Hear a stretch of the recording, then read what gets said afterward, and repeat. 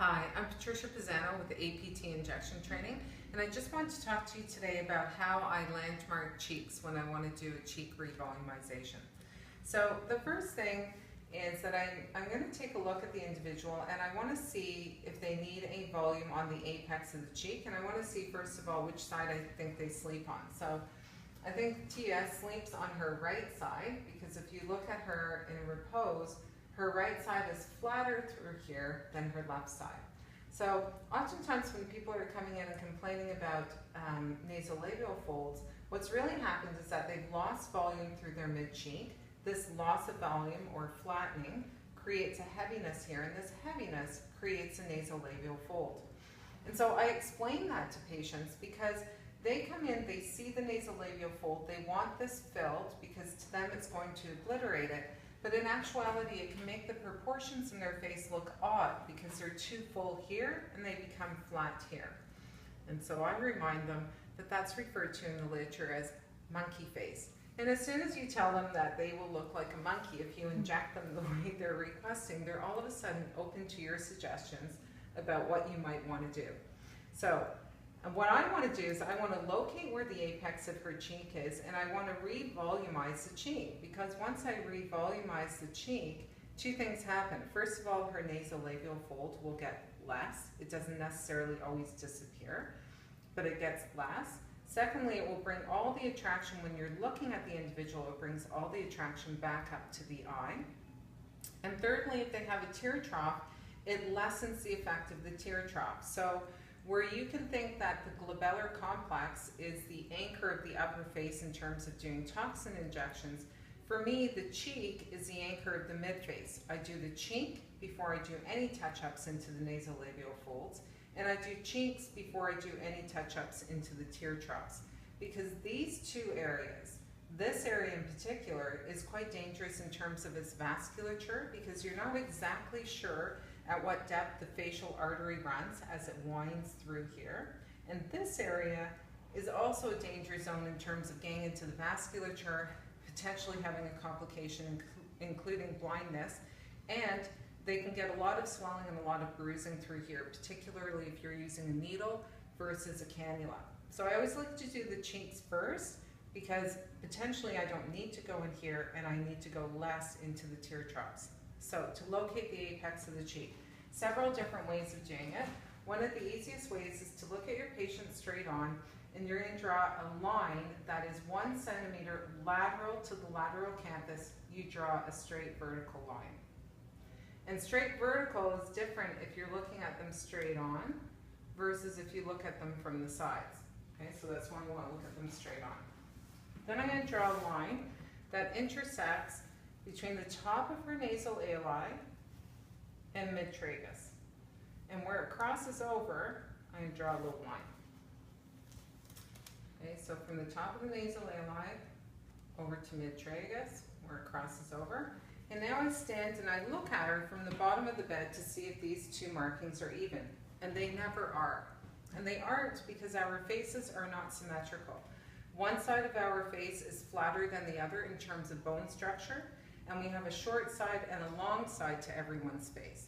So I never speak to patients about symmetry. Plastic surgeons will say that the two sides of your face should be sisters, not twins. So I never speak to them about symmetry. I speak to them about returning back to their natural proportions or their optimal proportions. So once I've gotten these markings, and I can see on Tia that this marking is a little bit more superior than this one, I have her smile, so big smile for me. So where she smiles and just starts to flatten out in her cheek, which is right here on this side, that's actually where the apex of the cheek should be. Okay, so you can think that if this is her apex and big smile on this side, she kind of flattens out right there. The last way to check the apex of the cheek is I take a paper towel and I go from mid-tragus through my marking over her nose, through my marking again to mid-tragus. Now I look at her and think, if she was an OR nurse, is her mask on straight? It's pretty straight. Okay? So once I start injecting, you can imagine that as I inject, I'm going to inject supraperiosteal right down to the bone, usually about kind of about a 0.1 in this area. But as I inject in here, I'm going to get this 3D fill. So I need to give her a little tapering injection along her cheekbone, because if I don't, what's going to happen is this is going to be high, it's going to drop off, and it's going to look odd and unnatural. So I want to taper that cheekbone for her. Okay? So I'm going to do a second injection that is superior and lateral to my first.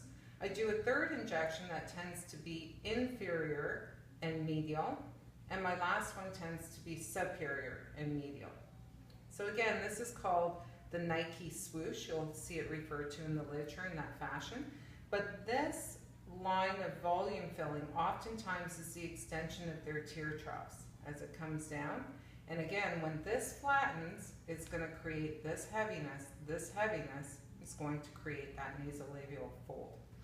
So if I inject these two sites first, it tends to sling up the cheek, and then I'm going to be injecting in here.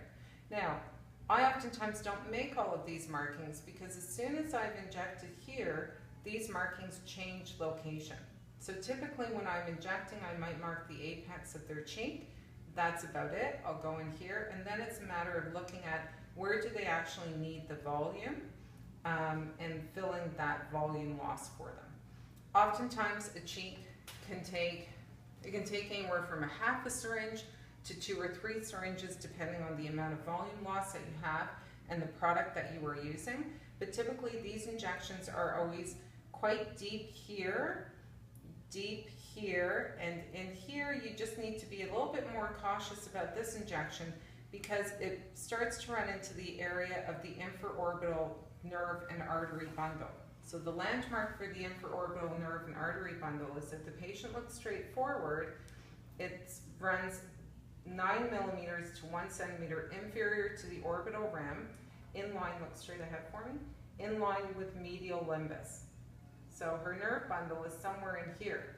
I say to people, if you lay your finger alongside your nose and then go to marking that's 1 centimeter down, if I press hard here, I can feel a little depression, and you would probably be able to feel a little bit of pressure or vibration where it's a little bit uncomfortable where I'm pressing on the nerve. So the needles for the filler injections are really quite short. It'd be very difficult to get into the infraorbital nerve or artery. But when I'm injecting in this area, I use a little bit more caution. My syringe is quite horizontal, but on a little bit of an angle, so that if I'm over top of the foramen, I run less of a risk of dropping my needle right into that foramen. So if I'm using one syringe that I'm splitting between the two cheeks, that's going to give a very mild augmentation. But oftentimes then I would start with dosing of 0.1 in this site, 0.1, 0.1, 0.05. So that would give me 0.35 on this cheek, 0.35 on the other cheek. That leaves me about 0.3 or 0.4 in the syringe to deal with the asymmetries between the two sides of the cheek and to adjust for how she fills, because you can never tell exactly how someone's going to fill until you actually put the needle into them. So that's one of the ways of locating the apex of the cheek and doing just a basic cheek augmentation. Thank you.